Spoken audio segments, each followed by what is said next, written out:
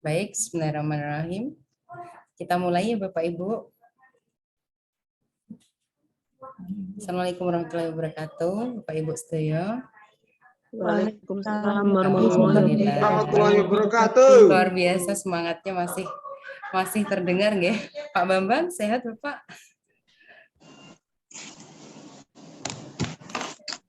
Alhamdulillah teman-teman dari Gelora ini walaupun perkuliahannya sore tapi tetap ini ya, tetap antusiasnya luar biasa begitu. Baik, siang hari ini kita akan melanjutkan pembelajaran kita secara daring, Bapak Ibu. Sebelumnya, Bapak Ibu bagaimana keadaannya hari ini? Sehat sedoyo? Sehat, Alhamdulillah sehat. Alhamdulillah. Sehat-sehat ya. Kebetulan tadi sudah saya share untuk pretest ya Bapak Ibu, nanti bisa dikerjakan lebih dahulu. 5 menit saya beri waktu, bisa di grup WhatsApp-nya. Bisa dikerjakan terlebih dahulu. Oke. Karena hari ini kita akan belajar terkait asuhan keperawatan jiwa yang barangkali sebelumnya sudah pernah ikut di pelajaran saya. Kita sudah belajar tentang konsep stres dan konsep sehat sakit. Untuk konsep stres kemarin Bapak Ibu di pertemuan sebelumnya sudah paham ya, ada berapa jenis stres itu Bapak Ibu? Ada 2 kemarin ya, distress dan eustress. Kalau distress itu yang bersifat negatif, kalau eustress yang bersifat positif. Kemudian bagaimana aplikasinya untuk asuhan keperawatan jiwa nanti yang akan kita pelajari lebih lanjut pada siang hari ini. Nanti saya beri waktu terlebih dahulu untuk ini mengerjakan pretestnya terlebih dahulu. Silakan Bapak Ibu, masih ada waktu ya, 5 menit mawon ya.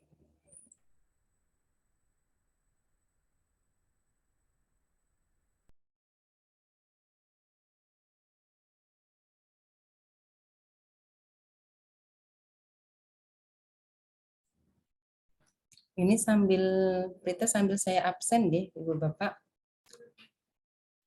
Ini 61 mahasiswa sudah hadir semua atau masih ada yang belum bergabung? Dari Komting? Sudah di absen belum tadi mahasiswa teman-temannya? Masih ada yang di pelayanan Ibu. Oh baik, okay. Sambil kita tunggu, tapi alhamdulillah mayoritas sudah masuk semua di Zoom. Bu Sri Kasmini gimana kabarnya, sehat Ibu? Sehat Ibu. Sehat, alhamdulillah. Barangkali maskernya bisa dicopot Bu, karena kita daring ya, tidak luring, jadi aman Bu kita. Kecuali mungkin di tempat kerja ya. Pak Agus Arianto sehat Bapak? Alhamdulillah Bu sehat. Alhamdulillah, luar biasa. Baik.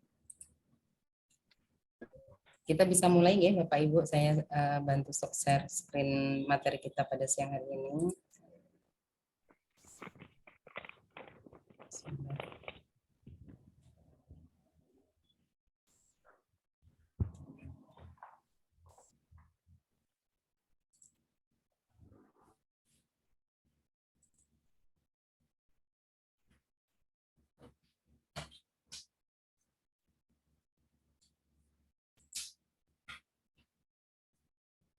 Baik, sambil masih berproses ini.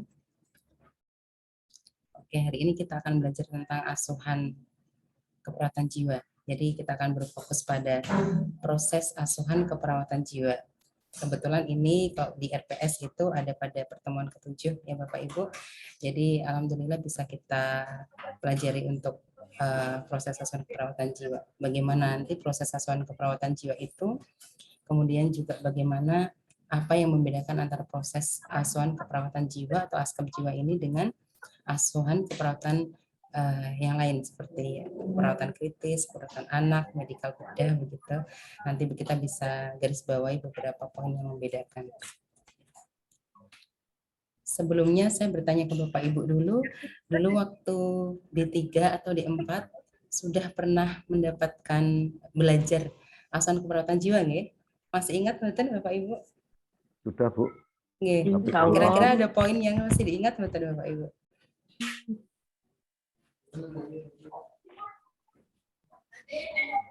Atau sudah lupa ini?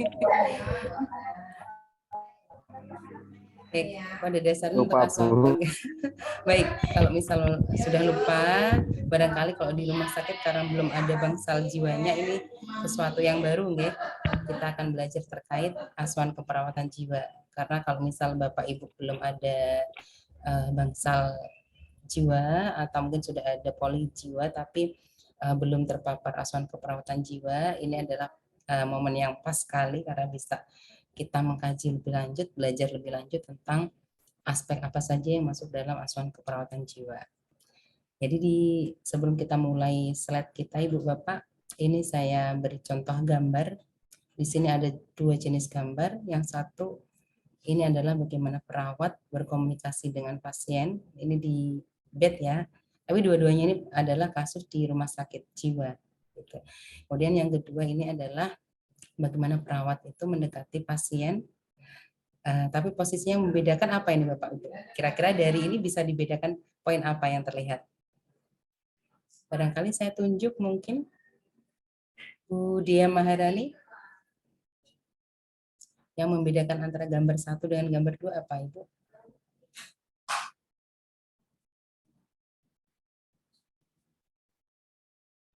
Bu Dia ada? Ya, Bu. Ya, silahkan Bu dijawab. Atau yang lain mungkin bisa membantu, silahkan.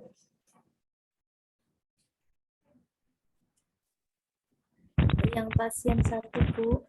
Yeah. Untuk yang pasien 1 itu komunikasinya dengan menatap perawat. Untuk yang pasien 2 itu matanya tidak menatap ke perawat. Betul, baik, luar biasa Bu Samiati, nggih.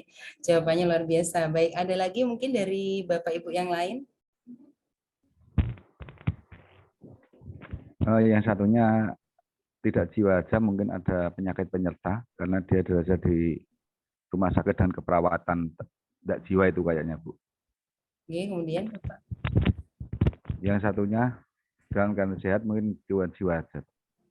Oke, baik. Tidak ada indikasi yang lain. Baik, terima kasih Bapak. Jadi jawabannya luar biasa ya.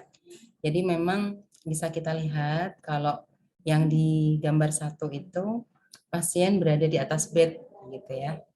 Kemudian di gambar yang kedua pasien tidak di atas bed. Di gambar 1 perawat memberikan asuhan keperawatan. Di gambar 2 juga demikian, perawat memberikan asuhan keperawatan.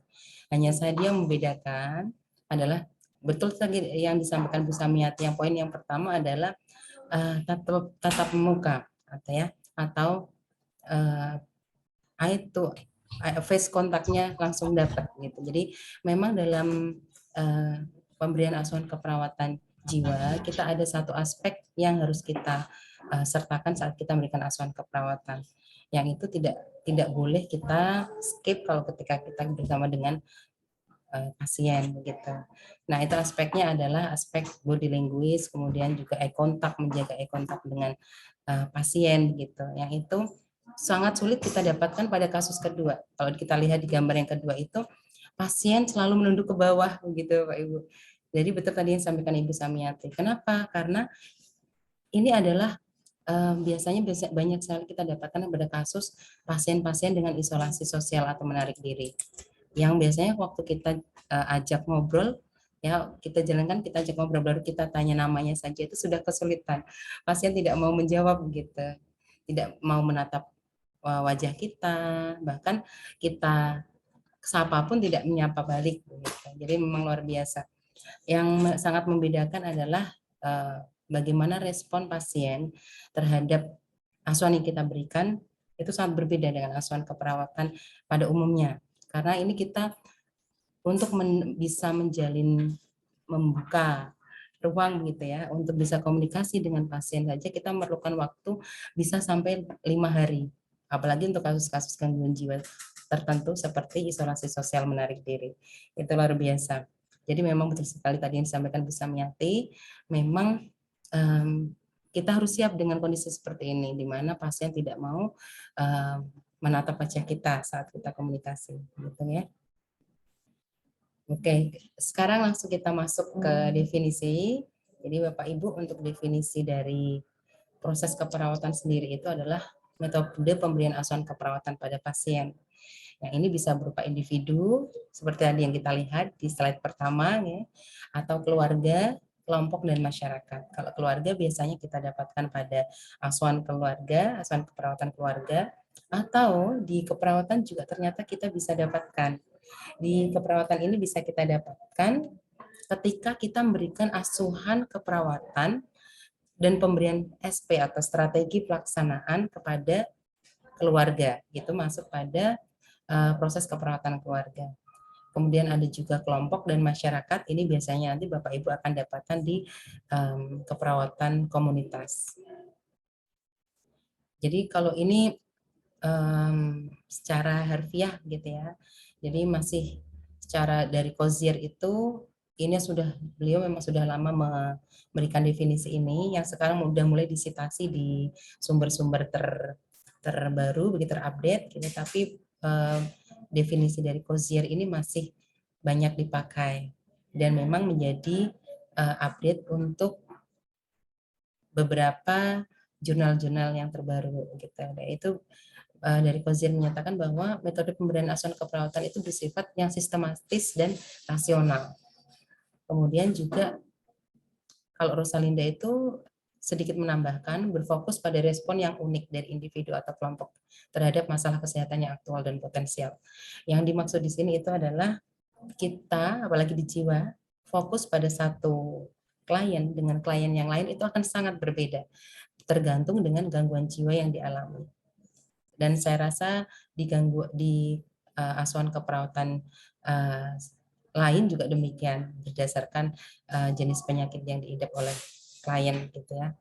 Nanti Bapak Ibu akan belajar lebih lanjut di pertemuan-pertemuan berikutnya, apalagi di seminar-seminar yang akan kita bahas itu terkait macam-macam gangguan jiwa. Ya, itu nanti juga punya strategi pelaksanaan asuhan keperawatan yang berbeda-beda gitu. Kemudian dari feedback itu dan Scouts dia mengatakan bahwa dia asuhan keperawatan itu sesuatu yang bersifat dinamis dan berkelanjutan. Jadi sesuatu yang bersifat kontinuitas.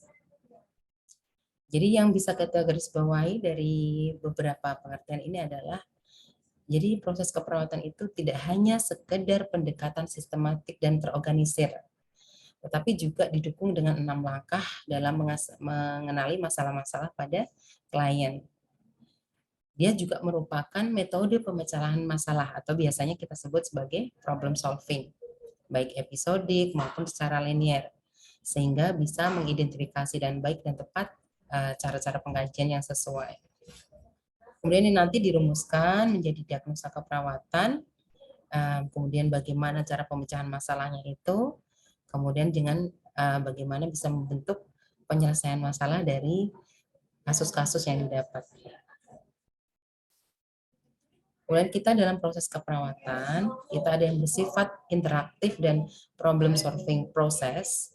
Yang disebut dengan problem solving process itu adalah proses penyelesaian masalah klien yang bersifat interaktif. Interaktif di sini adalah kita berdiskusi langsung kepada klien, begitu.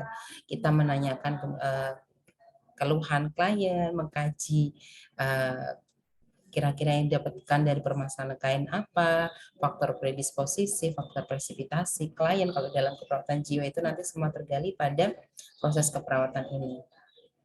Dan sebagai tujuan utama adalah bagaimana kita bisa mencapai asuhan keperawatan yang sistematis dan individual. Yang paling penting adalah kita tetap menghargai otonomi dan kebebasan individu dalam membuat keputusan.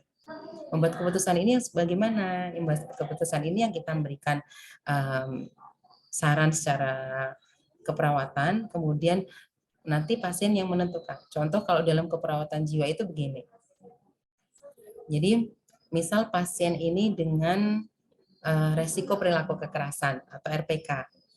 Kemudian pasien itu marah-marah gitu. Kemudian kita dekati pasien, kemudian kita berikan pasien strategi pelaksanaan dalam bentuk memukul bantal. Itu ada dalam strategi pelaksanaan resiko perilaku kekerasan.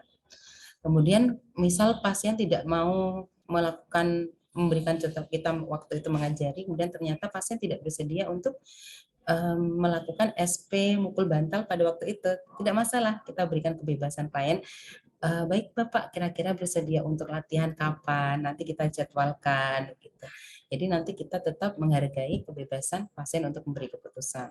Kalau ternyata beliau berkenanya sore atau siang, baik kita buat kontrak waktu ulang gitu. Dan yang paling penting dalam proses keperawatan jiwa yang pertama adalah proses BHSP atau bina hubungan saling percaya, karena di sini itu adalah kunci kita bisa masuk ke pasien gangguan jiwa. Kalau kita belum punya BHSP atau bina hubungan saling percaya, jangankan kita mau memberikan asuhan keperawatan, strategi pelaksanaan kepada pasien, kita baru mau menanyakan nama terkadang tidak bisa gitu. Ini kesulitan yang luar biasa ketika kita belum menjalin BHSP. Kemudian perlu kita garis bawahi, Bu, BHSP-nya sama nggak sih Bu dengan satu pasien dengan pasien yang lain? Caranya mudah nggak? Ada pertanyaan gitu misalnya. Ternyata luar biasa Bapak Ibu, kita di keperawatan jiwa itu ada 7 gangguan jiwa utama ya Bapak Ibu. Ada waham, halusinasi, menarik diri, defisit perawatan diri, resiko perilaku kekerasan sosial, resiko bunuh diri, waham gitu ya. Yang itu ternyata punya karakteristik yang berbeda-beda. Yang ternyata kalau misal kita memberikan BHSP pada pasien dengan resiko bunuh diri, akan berbeda dengan BSEP yang kita lakukan dengan pasien dengan isolasi sosial atau menarik diri. Isolasi sosial menarik diri itu pasiennya ciri-ciri utamanya ini Bapak Ibu ya. Bahkan pasien itu tidak mau komunikasi, bahkan kadang suka menyendiri di pojok ruangan begitu. Kalau sering kita temui di rumah sakit jiwa, misalnya saya mendampingi mahasiswa di rumah sakit jiwa, pasien itu masih pojok di pojok ruangan. Kalau ada perawat itu malah ini menutup diri, nungkruk gitu ya. Kalau baru awal-awal itu begitu. Tapi ketika sudah 1, 2, 3 hari, kemudian kita berikan pendekatan secara rutin gitu ya, itu nanti bisa kita terbentuk, barangkali pasien bisa mulai menyebutkan nama. Menyebutkan nama pada pasien dengan isolasi sosial itu sesuatu yang luar biasa, karena rata-rata itu bisa berhasil dalam jangka waktu 5 hari gitu, 3-5 hari. Tapi kalau misalnya sudah dalam waktu 3 hari kita bisa gitu ya, atau mungkin 1-2 hari sudah bisa, itu berarti kita perlu intensitas pendekatan yang luar biasa, karena menjalin trustworthiness atau kepercayaan untuk membuka BHSP kepada mereka itu sangat susah gitu. Kemudian akan beda lagi dengan ketika kita pada pasien dengan waham. Saya pernah mendapatkan pasien di rumah sakit gitu, yang waktu itu beliau waham kebesaran. Waktu saya tanya, Bapak namanya siapa? Nama saya A. Pekerjaannya apa Pak? Oh, saya ini adiknya Pak Presiden gitu. Kalau seperti ini kita sudah langsung bisa menangkap. Oh, berarti sudah jelas nih. Kalau misal kita tahu presiden kita Bapak Jokowi, sudah jelas Bapak Jokowi tidak punya adik yang bersangkutan begitu ya. Itu sudah kita bisa langsung memahamkan ke pasien kita yang bersangkutan. Baik Bapak, jadi karena untuk kasus seperti ini kita harus memahamkan bahwa realita itu harus kita hadapkan kepada pasien. Baik Bapak, mohon maaf, betul ini dengan Bapak ini, kemudian tapi mohon maaf Bapak, kalau adiknya Bapak Jokowi itu ini, gitu ya, namanya siapa, misalnya gitu kita jelaskan kepada beliau. Jadi untuk orang seperti ini harus kita hadapkan dengan realitas, agar beliau tidak terbawa pada realitas yang ada pada pikiran beliau, gitu. Karena menurut beliau itu sesuatu yang benar, padahal ternyata tidak seperti itu. Atau ada contoh lain lagi, pasien waktu ditanya, perempuan ini ya, saya tanya itu namanya Anjeli Sarma. Ini pasien yang saya dapatkan waktu mendampingi mahasiswa di Rumah Sakit Jiwa Aminogondo Hutomo Semarang. Mahasiswa menyampaikan ternyata nama saya Anjeli Sarma, Mbak. Saya punya suami Sahrukan. Saya punya rumah di Eropa, di Spanyol gitu. Ini kalau kita kadang menganggap itu sebagai sesuatu yang lucu, tapi sebenarnya Bapak Ibu ini adalah justru kita menemukan seseorang yang perlu bantuan. Karena berarti sudah nyata bahwa beliau memang ada waham, kebesaran, kemudian ada tadi disleksi realitas begitu. Jadi tidak sesuai dengan realitas yang ada. Oke, jadi kalau ketika kita memberikan asuhan keperawatan, tujuan utama kita memberikan asuhan keperawatan sendiri pada kasus-kasus jiwa seperti tadi adalah bagaimana kita memberikan asuhan keperawatan yang sesuai dengan kebutuhan pasien.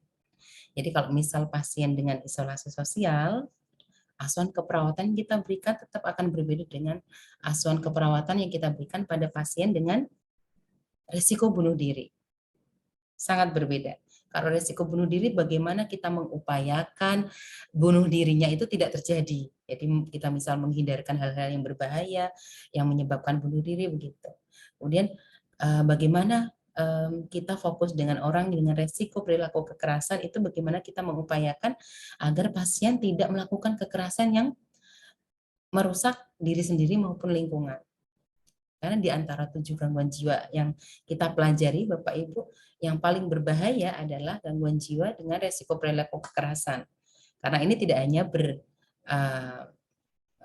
beresiko terhadap dirinya sendiri, tapi juga punya resiko yang besar terhadap orang lain. Karena kalau di rumah sakit jiwa itu ada pasien resiko perilaku kekerasan yang meludahi perawat. Jadi misal perawat mau mengganti mau ngajak makan begitu ya, langsung diludahi. Itu sesuatu yang kerap terjadi pada risiko perilaku kekerasan. Atau mungkin membuang piring ya, atau membuang ke arah perawat. Bahkan pernah itu di rumah sakit kadang pasien itu berontak marah-marah gitu. Makanya sering kita temui kalau di rumah sakit jiwa, pasien dengan resiko perilaku kekerasan yang masih awal-awal masuk rumah sakit itu kadang masih di restrain atau di borgol. Tapi restrainnya pun masih restrain yang restrain keperawatan jiwa itu bersifat tidak melukai ya. Jadi masih ada bantalannya begitu, dan itu hanya untuk mengantisipasi agar pasien tidak melukai diri sendiri maupun orang lain. Jadi kita harus sesuaikan bahwa asuhan keperawatan yang akan kita berikan itu sesuai dengan kebutuhan pasien. Oke, berikutnya terkait tujuan asuhan keperawatan. Jadi kita harus memaksimalkan interaksi positif pasien dengan lingkungan. Ini kalau nanti kita belajar di SP, strategi pelaksanaan setiap pasien, itu kita akan pahami bahwa ada macam-macam interaksi lingkungan yang kita berikan kepada pasien. Contohnya misal pasien dengan menarik diri, begitu, akan kita beri latihan bagaimana dia menghargai dirinya sendiri. Kita akan latih segi-segi positif yang dimiliki pasien. Kita akan, kalau dia misal pasien tersebut suka menyapu misalnya, kita akan latih menyapu kita di ruangan yang bersangkutan. Atau misal pasien suka menulis gitu, kita akan arahkan pasien untuk mulai menulis, kita fasilitasi menulis atau menggambar. Jadi sesuatu yang bersifat positif yang ada hubungannya dengan lingkungan. Kalau menyapu tadi kan bersihkan lingkungan ya. Kemudian itu salah satu contoh yang bisa kita ambil. Saya izin minum sebentar ya Bapak Ibu.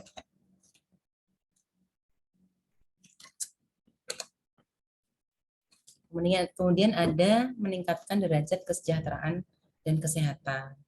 Ini sudah sangat pasti karena derajat kesejahteraan kesehatan seseorang itu akan meningkat secara otomatis ketika memang berada pada level sehat.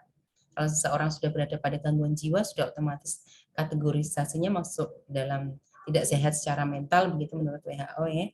Jadi kalau untuk asuhan keperawatan ini memang kita tujukan bagaimana kita bisa mengoptimalkan kesejahteraan kesehatan pasien kembali ke sehat seperti semula.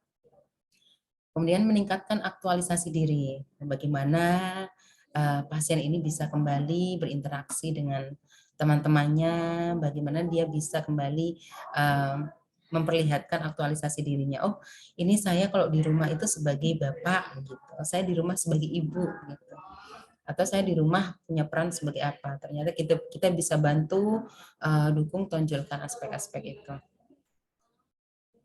Jadi kalau kita sekarang berfokus pada proses kesehatan keperawatan jiwa, itu adalah tadi rangkaian dari cara-cara asuhan keperawatan yang dimiliki oleh seorang perawat, yang itu sebagai salah satu bentuk kemandirian perawat. Dan dia memberikan problem solving. Karena kalau untuk keperawatan jiwa itu kita seperti punya kemandirian sendiri. Jadi kapan kita tahu bagaimana cara melatih pasien untuk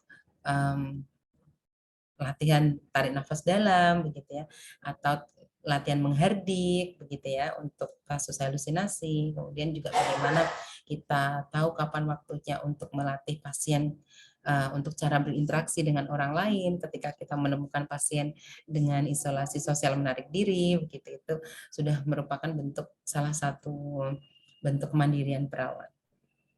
Kemudian untuk tahapan-tahapan dalam proses keperawatan jiwa, saya rasa ini hampir sama ya dengan asuhan keperawatan yang lain, karena kita secara umum ada proses pengkajian, kemudian ada perumusan diagnosa keperawatan, kemudian juga ada perencanaan, implementasi, evaluasi, serta sifatnya berkesinambungan. Oke, di sini kita sudah mulai berfokus pada proses keperawatan jiwa. Jadi nanti ketika Bapak Ibu sudah selesai proses S1, kemudian nanti melanjutkan program Profesi Nurse dan akan terpapar dengan proses keperawatan jiwa, pembuatan ASKEP jiwa, sudah tidak kaget ternyata ada sedikit perbedaan pembuatan asuhan keperawatan jiwa ini dengan asuhan keperawatan yang lain gitu. Kalau yang pertama tetap unik ya, atau unik dalam pelaksanaannya, karena tentu saja tadi ada macam-macam ciri khas keperawatan jiwa yang memang terkesan unik. Jadi masalah pasien di sini tidak dapat dilihat secara langsung ya Bapak Ibu. Jadi kalau di keperawatan yang lain atau penyakit yang lain secara fisik itu terlihat sakit stroke gitu ya, kemudian sakitnya sakit jantung misalnya, itu langsung kelihatan, oh masalah pasien sakit jantung. Tapi kalau keperawatan jiwa itu bersifat kompleks. Jadi Bapak Ibu menemukan kasus pasien dengan resiko perilaku kekerasan, itu belum tentu yang hanya dialami pasien itu hanya resiko perilaku kekerasan. Bisa jadi pasien memiliki resiko perilaku kekerasan itu hanya sebagai diagnosa core problem atau diagnosa inti. Ternyata dia masih punya halusinasi pendengaran yang menyuruh dia untuk berperilaku kasar seperti itu. Ternyata kompleks kalau dalam keperawatan jiwa. Jadi satu orang yang dengan satu gangguan jiwa bisa jadi dia memiliki beberapa gangguan jiwa penyerta. Makanya sering kita dengar adanya istilah schizophrenia begitu ya. Jadi tadi ada gejala yang berbeda-beda, sudah pasti karena memang dalam satu diagnosa, walaupun itu ada diagnosa utama, tapi ada nanti kausa dan problem, penyebab dan problemnya apa. Klien tidak mampu bercerita, ya ini sangat membedakan antara pasien gangguan jiwa dengan kita secara normal adalah pada aspek tidak mampu bercerita. Dalam artian di sini, ketika kita ada punya masalah, begitu, kita akan bercerita dengan orang lain, wah saya sedang stres, saya pengen cerita stres yang saya hadapi, begitu ya.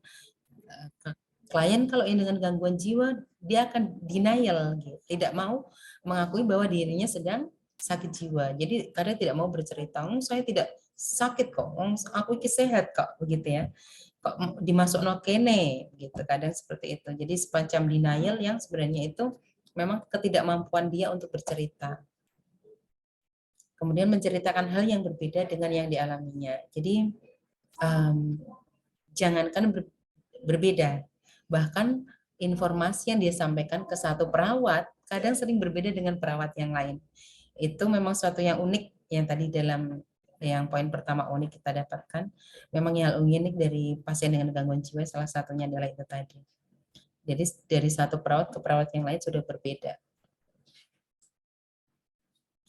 Kemudian tentu saja dalam proses perawatan jiwa ini, Bapak Ibu, kita perlu jeli dalam melakukan proses perawatan jiwa. Jeli di sini kita harus tahu apa yang menjadi core problem dari diagnosa keperawatan yang muncul dari pasien kita. Karena dalam keperawatan jiwa itu kita ada pohon masalah yang seperti yang kita lihat di sini nanti ada yang namanya core problem, kemudian kausanya, kemudian juga ada problemnya. Kalau pengkajian, analisa data dan pohon masalah itu sudah kita pelajari, ya. Kalau pohon masalah juga sudah kita pelajari sebelumnya. Untuk perumusan diagnosa nanti sudah ada panduannya, Bapak Ibu. Kemudian kita hasil perencanaan, implementasi dan evaluasi akan disesuaikan dengan jenis gangguan jiwa yang diderita. Jadi strategi pelaksanaan, implementasi yang kita berikan pada kasus resiko perilaku kekerasan akan berbeda dengan pada kasus resiko bunuh diri. Juga berbeda pada kasus defisit perawatan diri. Karena nanti sudah ada strategi pelaksanaannya masing-masing. Kemudian untuk pengkajian, beberapa aspek yang perlu kita dapatkan adalah bagaimana kita mengkaji data pasien, kemudian analisa data, kemudian perumusan masalah klien. Juga kita perlu mendapatkan data secara holistik terkait psikososial, dan spiritual dari pasien.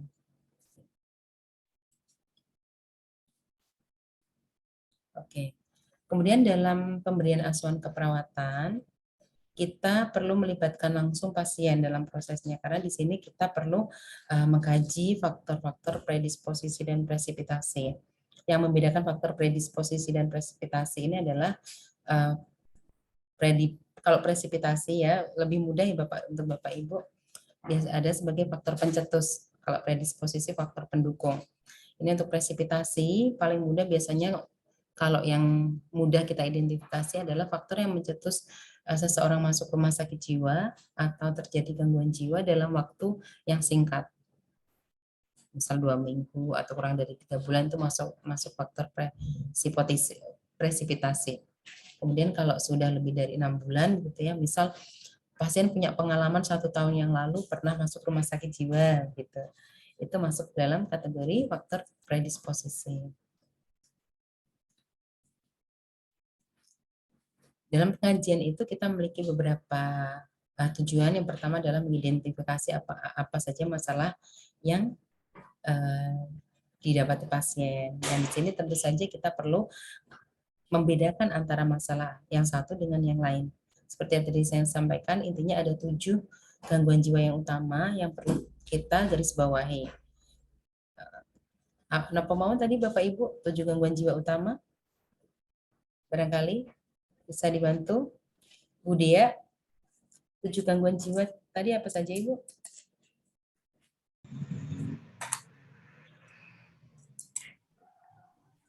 Risiko perilaku kekerasan. Paham, perilaku kekerasan, halusinasi, defisit perawatan diri, pengunduran diri, betul. harga diri rendah, Waham, betul. relasi menarik diri, Seleksi sosial, ya. Defisit perawatan diri, ya. Luar biasa, betul sekali Bapak Ibu. resiko bunuh diri, betul sekali Pak. Ya, jadi memang ada 7 tadi ya, yang akan selalu kita bahas adalah 7 gangguan jiwa itu tadi. Yang itu tadi ada waham, halusinasi, resiko perilaku kekerasan, isolasi sosial atau menarik diri, defisit perawatan diri, harga diri rendah, dan resiko bunuh diri. Ya. Jadi ada 7 itu tadi yang akan selalu kita pakai untuk pengajian, karena itu tadi 7 gangguan jiwa utama yang akan Bapak Ibu dapatkan selama di rumah sakit dan menjadi topik utama nanti pengambilan profesi nurse. Kemudian dalam pengajian, yang paling penting itu adalah bagaimana kita menjaga komunikasi kepada pasien ya, Bapak Ibu. Bagaimana wawancara observasi perilaku kita berikan kepada pasien.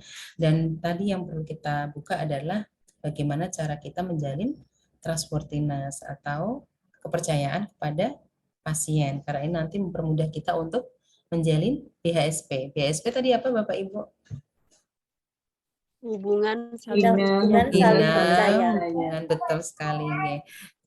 Ini jadi di sini saya tuliskan bahwa bina hubungan saling percaya itu adalah kunci utama ya.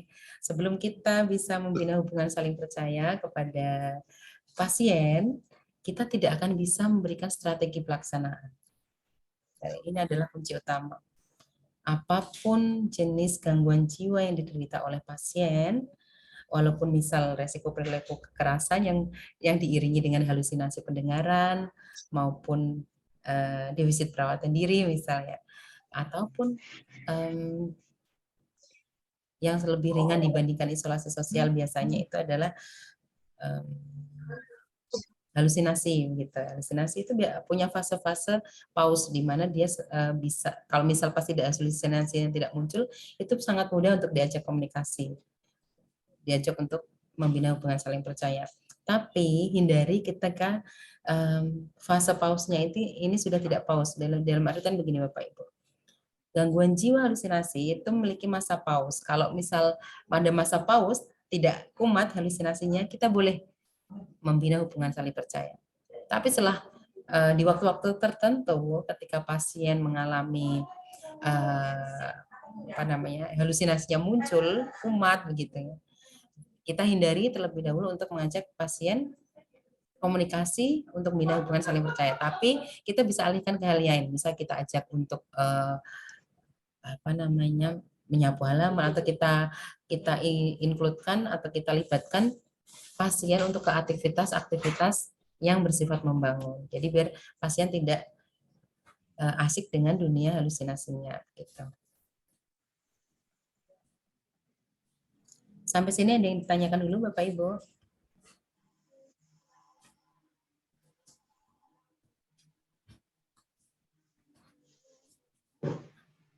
Tanya Bu. Nggih. Juga Bu. Bu Ita, napa sinten niku wau? Monggo. Ada pertanyaan dari Pak Jaswadi Bu di kolom chat. Ibu, adakah teknik yang aman untuk menangani pasien jiwa amuk? Seperti itu Bu. Baik, pertanyaannya luar biasa bagus dari Bapak sinten tadi? Bapak Jaswadi Bu. Oh, nggih, Bapak Jaswadi nggih. Ada pertanyaan lagi? Iya Bu, saya Bu. Sebutkan nama Bapak. Dari Tommy Subari. Puskesmas Ngawen Bu. Pak Tommy nggih. Iya, itu anu Bu. Nggih, monggo Pak Tommy. Saking Puskesmas Ngawen niki nggih kados nggih. Saya ingat dulu pernah pelatihan ODGJ Bu ya. Nggih. Pasien ODGJ di mana ya? Lupa tempatnya Bu ya. Salatiga apa mana Ibu, sudah lama itu kelihatannya kok demensia itu kok sudah dimasukkan Bu ya. Apa demensia sudah dimasukkan dalam, iya, sudah dimasukkan dalam apa ODGJ, tapi kok betul. Di pembelajaran Ibu kok belum ada ya? Oh, belum baik. ada tadi. Baik, nanti saya jelaskan Pak. Baik, saya batasi 2 pertanyaan dulu sebelum nanti kita lanjutkan lagi Bapak Ibu. Jadi memang Bapak Ibu, yang pertama adalah terkait amuk tadi. Jadi untuk resiko perilaku kekerasan yang biasanya kita lakukan pertama ketika pasien masih bersifat amuk adalah kita memberikan restraint. Tapi yang perlu Bapak Ibu garis bawahi adalah restraint pada kasus gangguan jiwa itu berbeda dengan restraint kasus yang lain. Gitu. Karena kita ada restraint yang namanya seperti kamisol, kemudian ada restraint tali, tapi yang bersifat tidak melukai. Jadi dalam keperawatan jiwa, kamisol itu seperti kain lebar gitu ya Bapak Ibu, yang digunakan untuk memfiksasi pasien amuk. Jadi yang ini memang diupayakan ketika pasien amuk ini masih dalam fase amuk. Biasanya diberikan kamisol, restrainnya yang bersifat seperti kain ngoten ya, seperti jaket, dan itu barangkali nanti bisa saya share di WhatsApp grup untuk contoh kamisolnya agar Bapak Ibu mudah memahami ngoten ya. Kemudian untuk kalau misal masih sudah reda begitu, biasanya nanti kita berikan strategi pelaksanaan. Strategi pelaksanaan pertama yang kita pakai setelah kita memberikan bina hubungan saling percaya pada pasien dengan amuk itu adalah melatih nafas dalam, tarik nafas dalam. Jadi ketika pasien mulai pada fase amuknya begitu, kita latih pasien SP pertama. Yang tentu saja ini setelah kita menjalin BHSP, karena kita tidak bisa memberikan SP pertama tarik nafas dalam kalau ternyata pasien masih belum BHSP dengan kita. Jadi kalau kita masih belum ada pendekatan kepada pasien gitu ya, kita memberikan SP apapun itu bentuknya, walaupun hanya memberikan latihan tarik nafas dalam pun tetap kesusahan. Jadi yang penting setelah kita mendapatkan kunci utama tadi ya, jalin BHSP, kemudian kita ajarkan pasien untuk tarik nafas dalam. Itu adalah latihan pertama yang kita berikan pada pasien dengan resiko perilaku kekerasan. Baik Bapak, tarik nafas dalam, kemudian dihembuskan pelan-pelan. Jadi kalau misal nanti Bapak pas pengen marah, langsung tarik nafas dalam. Nanti langsung ditahan 3 detik, kemudian dihembuskan lewat mulut. Gitu. Nanti kita ajari seperti itu.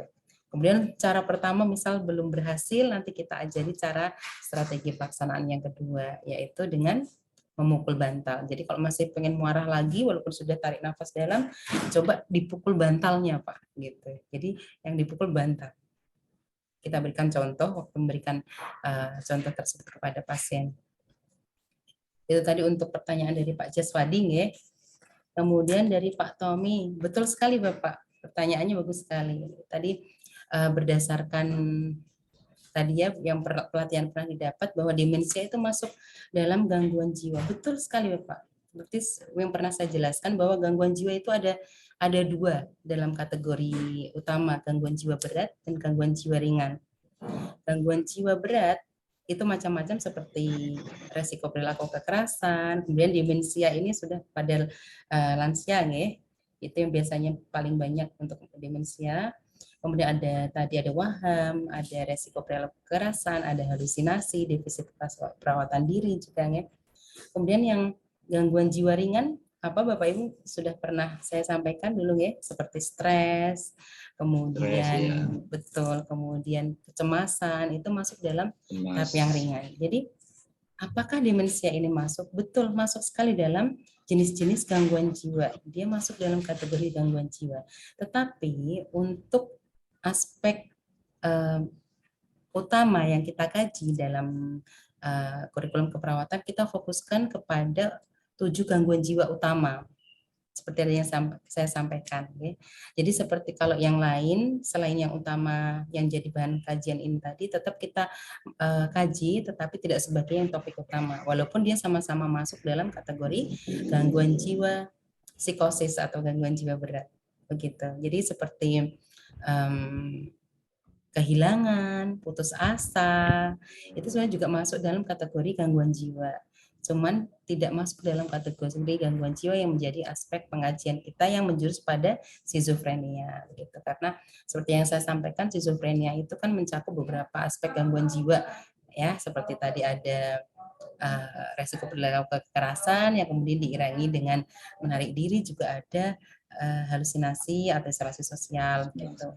Jadi demensia itu juga betul Mbak, masuk dalam kategori gangguan jiwa. Cuman memang dalam yang kita pakai tidak menjurus kepada demensia tersebut. Karena nanti kalau di keperawatan gerontik itu sudah masuk dalam ranah keperawatan gerontik. Begitu. Betul nggih Bapak? Gitu. Nggih, sambil kita lanjut lagi. Karena Tanya, memang Bu. dalam Bapak? Bisa tanya Bu? Nggih, boleh Bapak. Sambil kita diskusi mau. Mungkin tidak termasuk 7 gangguan jiwa utama ya. Ini sekarang yang juga baru viral Bu. Jadi jam 2 dulu di tempat saja juga seorang istri camat itu sering mencuri di pasar Bu. Seling apa Bapak? Istri camat itu mencuri di pasar. mencuri. Oh, mencuri, nggih, Mencuri. Ya. Kemudian waktu itu kan sering mencuri, tidak pernah ketangkap, sempat dipukuli, terus kemudian karena dia gangguan jiwa, kemudian camatnya yang suaminya itu kan kalau dia mencuri disuruh biarkan, nanti dia akan mengganti. Dan juga seperti yang sekarang di TV yang viral itu kan ada seorang naik kendaraan mewah tapi mencuri sampo dan coklat. Nah, coklat, iya. Yang saya tanyakan apa itu termasuk gangguan jiwa yang mana? Karena kan itu mungkin untuk pasiennya itu kan kalau nanti kan kalau ada amuk masa bukan pasien yang ngamuk tapi masa yang ngamuk kalau dia mencuri, itu untuk perawatan bagaimana Ibu? Oke, baik Bapak. Barangkali itu mirip kleptomania ya Bapak Ibu. Ya, mirip kleptomania. Jadi sebenarnya itu kalau dibandingkan dengan kemampuan seseorang, dia bisa gitu seperti itu ya. Jadi misal coklat bisa harusnya beliau untuk membeli, gitu. Tapi ternyata tidak karena ada sisi asik kleptomanianya itu yang munculnya. Jadi itu masuk dalam kategori kleptomania, Bapak. Jadi memang sesuatu yang membuat dia merasa asik begitu, tapi tidak kemudian membuatnya tidak mampu. Karena sebenarnya dia mampu, tapi tidak membeli begitu. Itu masuk dalam kleptomania gitu. Jadi dalam istilah kita pakai kleptomania, hal-hal yang kecil yang sebenarnya tidak begitu kalau misal diminta untuk beli, seseorang tuh bisa begitu, tapi tidak dilakukan. Tapi lebih asik memuaskan hasrat keasikan yang dimiliki itu tadi untuk mendapatkan sesuatu tanpa harus membayar begitu. Ya, Bapak ya. Kleptomania, Bapak. Itu ya, Bapak. Ya. Saya lanjut dulu atau pripun Bapak? Yes. Saya meneruskan dengan pertanyaan Pak Mugiarto, Bu. Nggih. Apakah kleptomania itu bisa sembuh, Bu? Oke, baik Bapak. Semua kasus gangguan jiwa, sebenarnya kalau untuk gangguan jiwa itu diibaratkan tidak ada yang menyatakan bahwa tidak bisa sembuh. Tetapi tapi ada satu sisi yang menyatakan, beberapa sumber yang menyatakan memang sembuh dengan syarat. Maksudnya begini, sembuh, tetapi sembuhnya ini nanti dengan support sosial gitu. Jadi dengan support sosial itu dimaksud di sini adalah misal seseorang yang biasa di rumah, kalau marah-marah ada keluarga yang menjadi calling down gitu. Jadi membuatnya tidak marah, mengontrol gitu ya, sabar gitu. Kemudian kalau misal suka mengambil sesuatu, kemudian ada diingatkan dengan baik atau dengan halus, kemudian juga sering ada yang mengingatkan begitu, nanti akan menjadi pembiasaan. Jadi sebenarnya memang ada istilah, memang untuk gangguan jiwa berat itu minum obat itu sebagai sebuah kebutuhan.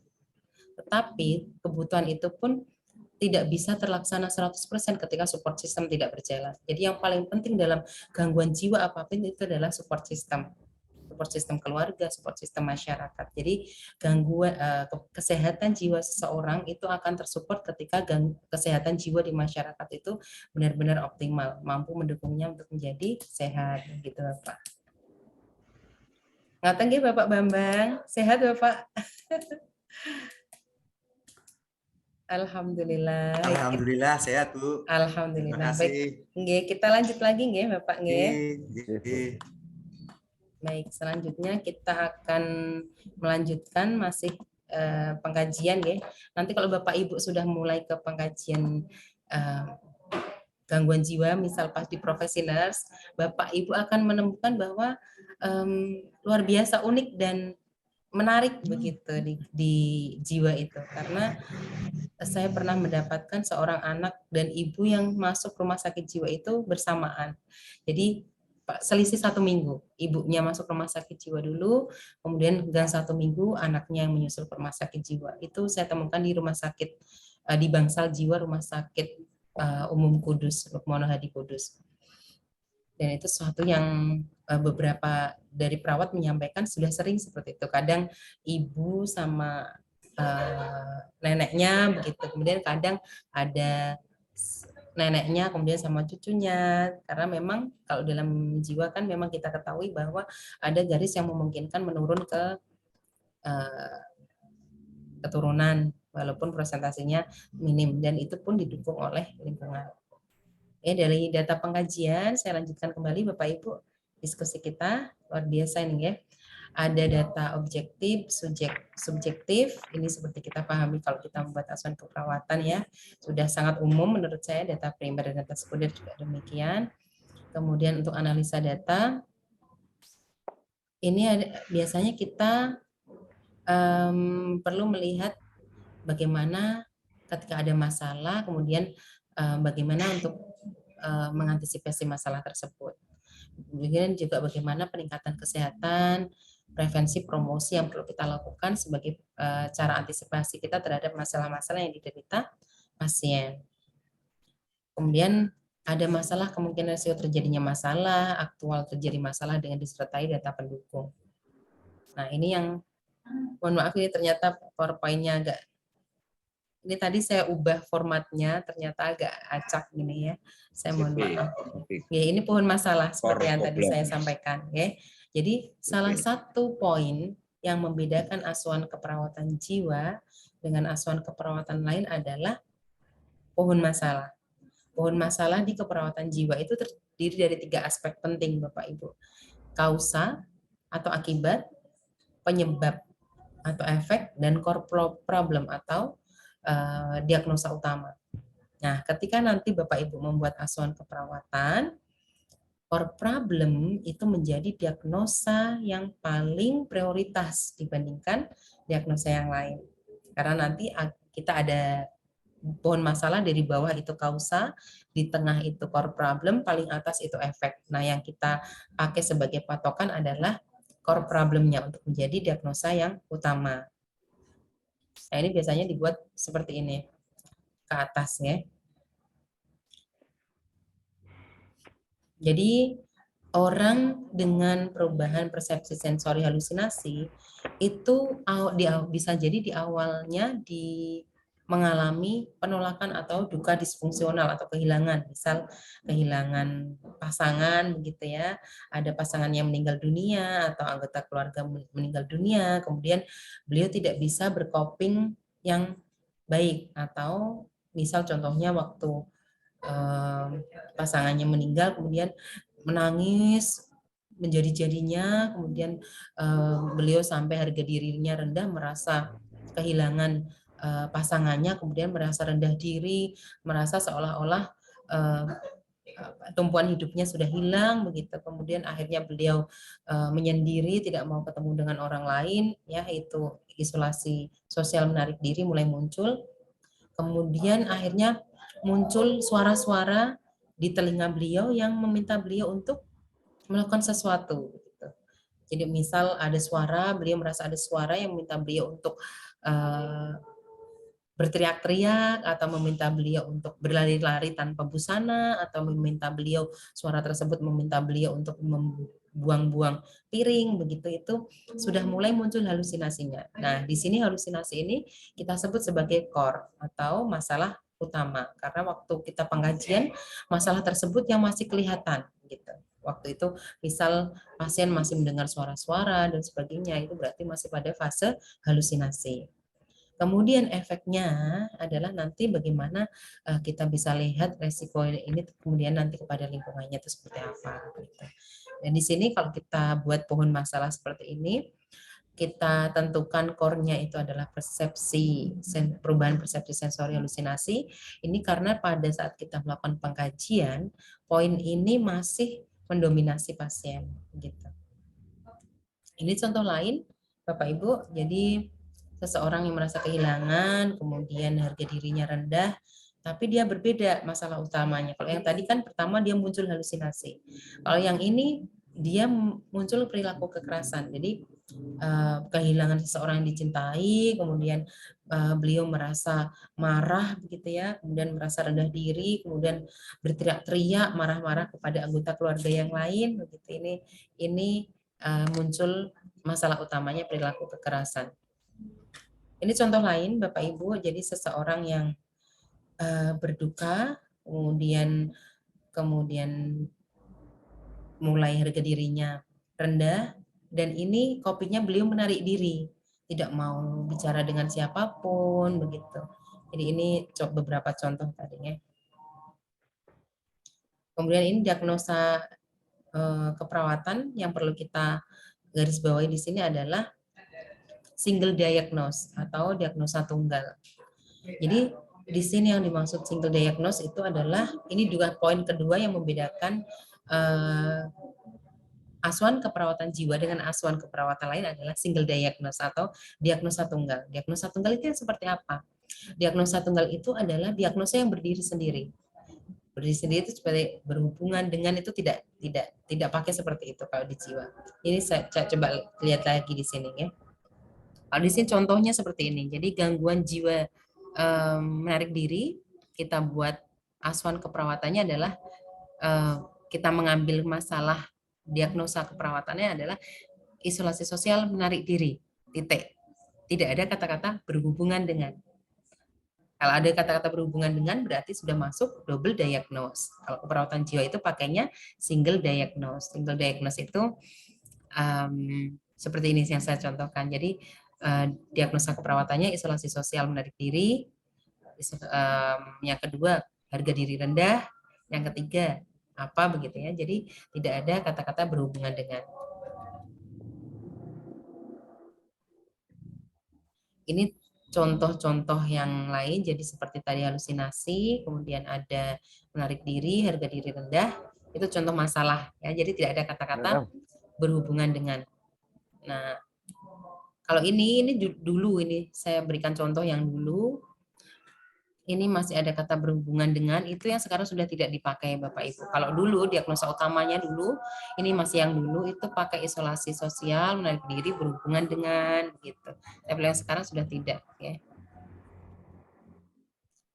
Sekarang kita akan rencana tindakan keperawatan dilaksanakan untuk mencapai setiap tujuan khusus.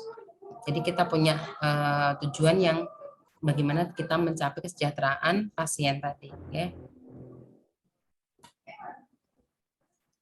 Jadi dalam melakukan rencana keperawatan itu adalah kita menggunakan pendekatan yang bersifat terapeutik. Di sini ada kata-kata terapeutik.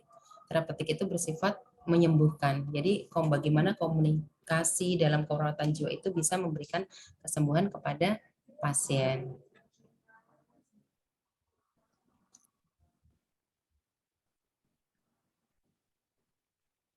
Ini yang kami garis tebal, saya garis tebal itu adalah contoh tadi yang gangguan jiwa berat, 7 poin, yang nanti bisa Bapak Ibu garis bawahi lebih lanjut. Ya, kalau yang ansietas, kehilangan konsep diri itu yang tidak ya, intinya yang ke depan ketika Bapak Ibu nanti masuk profesi nurse tidak menjadi bahan kajian, karena akan berfokus pada yang tadi.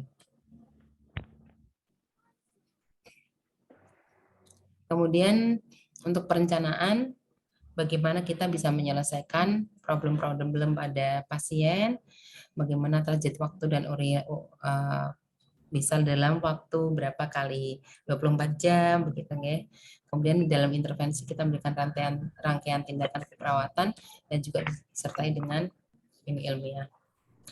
Ini adalah contoh bagaimana tujuan itu kita terapkan.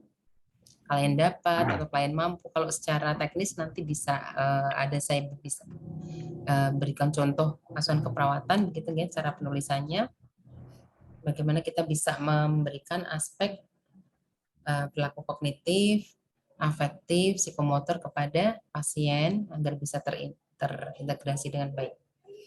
Kemudian tindakan keperawatan yang bisa kita berikan ini bisa berbentuk konseling. Biasanya kalau konseling itu bisa dalam bentuk berdiskusi dengan pasien, kemudian juga kita bisa memberikan pendidikan kesehatan, perawatan mandiri, terapi modalitas ini terapi yang bisa kita berikan waktu pemberian strategi pelaksanaan, misal terapi aktivitas kelompok, itu bisa kita berikan. Kemudian keperawatan berkelanjutan ini yang biasa kita libatkan keluarga, dan kolaborasi ini yang bersifat psikofarmaka dengan dokter. Jadi intinya semua yang kita lakukan itu tentu saja dengan berdasarkan hasil penelitian, pengalaman praktis, cuman memang kita tetap sesuai dengan kaidah-kaidah yang ada ya. Jadi Bapak Ibu sudah terkonsep dengan baik. Implementasi tindakan keperawatan, bagaimana perawat itu harus membuat kontrak dengan pasien, kemudian melaksanakan ASKEP sesuai dengan yang direncanakan, kemudian juga mendokumentasikan apa yang telah dilaksanakan. Ini sebenarnya tadi sudah tercakup ya di depan. Ini juga SOAP juga biasanya sudah bisa kita buat dalam asuhan keperawatan, respon subjektif, respon objektif, analisa, kemudian juga tindak lanjut berdasarkan analisa hasil planning juga ada. Baik, demikian tadi untuk materi pada sore hari ini, Bapak Ibu. Alhamdulillah sudah terselesaikan untuk materi terkait asuhan keperawatan jiwa. Jadi tadi ada beberapa poin utama. Yang pertama adalah pohon diagnosa keperawatan, kemudian juga bagaimana diagnosa single diagnosis itu diterapkan dalam perawatan jiwa, asuhan keperawatan jiwa. Gitu. Baik, ada yang tanyakan dulu Bapak Ibu, sambil nanti saya susulkan untuk post testnya saya share di grup ya. Nanti barangkali Bapak Ibu yang tadi nilainya baru 60% begitu nanti bisa meningkat tadi. Baik, sampai sini ada yang masih ditanyakan atau kira-kira semakin bingung atau sudah ada pencerahan lebih lanjut Bapak? Bapak Ibu. Pak Tommy, pripun Bapak Tommy? Ya ini Bu mau menambah lagi Bu. Oke, silakan Bapak. Ibu ya. Sangat terbuka. Ya Bu, ini kan artinya bahwa Ibu tadi menerangkan memang diagnosis perawatan ini kan dalam pasien waktu pas dirawat Bu ya di rumah sakit apa di poliklinik gitu Ibu ya.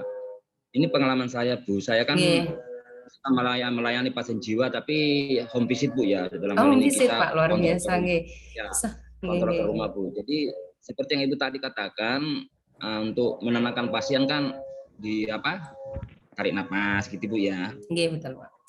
Terus mukul bantal itu kan kalau posisi mungkin kalau pasien dalam kondisi tenang Bu ya, jadi enggak kambuh. Jadi saya selama ini kalau pasien enggak kambuh, ya mungkin dia kan pasien sudah ODGJ schizofren Bu ya, pas enggak kambuh itu saya kadang memberi tambahan Bu dalam edukasi, yaitu dengan trik Bu memijat jari Bu. Misalnya kelinci, seperti ya. safe itu ya Pak ya, spiritual emotional freedom jari, nanti terus pejamkan mata mengingat masa lalu kanak-kanak yang enak-enak gitu Bu, yang bagus-bagus. Terus jari manis yang SMP gimana, jurut jari tengah yang waktu pacaran bagaimana yang enak gitu loh Bu. Jadi itu kelihatannya sangat membantu Bu ya. Betul. Sangat membantu dalam proses pulihnya pasien tersebut. Jadi mempertahankan biar pasien itu tetap pulih. Itu Bu. Tapi pertanyaan saya, apakah kalau di rumah sakit pas pasien schizofren yang core CP-nya halus sama risiko bunuh diri misalnya, itu apakah bisa Bu ya dilakukan dalam implementasinya itu Bu ya? Apakah bisa terlaksana Bu? Bisakah berhasil apabila dalam pasien dalam keadaan kambuh? Terima kasih Bu. Baik, terima kasih Bapak Tommy. Memang terkadang pengalaman secara langsung di lapangan ya Bapak itu sangat memberikan masukan di bidang akademik. Apalagi seperti ini kan Bapak biasa home visit gitu ya. Itu kalau di kami istilahnya community mental health nursing atau CMHN gitu. Dan memang ada beberapa yang memang tidak secara teori begitu, seperti tadi yang Bapak Tommy sampaikan, ada teknik memijat jari begitu yang ternyata luar biasa, bisa sambil memijat jari kelingking, kemudian memberikan aspek kemudian jari yang berbeda juga, dan saya rasa itu bisa selama itu ada dasarnya Bapak. Jadi misal ada dasar referensinya, itu biasanya nanti di rumah sakit bisa dipraktekkan Bapak, karena menarik sekali ini. Barangkali nanti ilmunya bisa di-share ke kami Bapak via WA group nanti bisa di-share ya. Karena nanti kalau misal bisa kita pakai untuk pembelajaran di rumah sakit, selama itu ada sumber yang mendukung, itu sangat manfaat sekali, karena dari Pak Tommy sendiri kan sudah merasakan manfaatnya yang luar biasa gitu ya. Baik, terima kasih Pak Tommy. Insya Allah nanti kami sampaikan dan kami kaji lebih lanjut. Baik Bapak Ibu, alhamdulillah untuk pertemuan kita sore hari ini. Kita cukupkan rumiyin nggih. Sepertinya masih ada beberapa pertanyaan lagi atau diskusi. Nanti bisa kita diskusikan lebih lanjut lewat WhatsApp grup Bapak Ibu. Sepertinya masih ada yang belum terfasilitasi karena keterbatasan waktu. Jadi insya Allah tetap kita akan lanjutkan dengan WhatsApp grup. Kemudian juga saya mengingatkan sekali lagi untuk Bapak Ibu, untuk pertemuan berikutnya, insya Allah kita akan seminar seperti yang sudah kita agendakan. Kemarin sudah kita bagi untuk seminar asuhan keperawatan 7 gangguan jiwa, guys, sudah dibuat. Alhamdulillah nanti bisa kita presentasikan di pertemuan berikutnya. Saya ucapkan terima kasih kepada Bapak Ibu semua. Alhamdulillah di kesempatan sore ini sudah menyempatkan waktu untuk bisa bergabung di tengah kesibukan yang luar biasa. Saya pribadi mohon maaf jika ada kesalahan atau ada yang kurang, karena insya Allah kita di sini saling berbagi ilmu, dan saya yakin Bapak Ibu lebih punya pengalaman banyak dibandingkan saya secara lapangan begitu. Baik Bapak, Pak Agus pripun? Ya udah nanti Bu, pertanyaan banyak Baik, sebenarnya. baik. Saya rasa cukup, Bapak Ibu. Terima kasih, Bu. Saya akhiri. Assalamualaikum warahmatullahi wabarakatuh. Waalaikumsalam warahmatullahi wabarakatuh. Waalaikumsalam warahmatullahi Ini wabarakatuh. untuk absensinya sampai sekarang ini ya Pak, Bu. Yang tidak masuk siapa saja atau semua masuk ya? 45 masuk semua, Bu. Masuk semua, Bu. 45 ya, masuk semua ya. Oke. Baik. Terima kasih Bapak. Saya izin dulu ya. Iya, Bu. Matur suwun, Bu.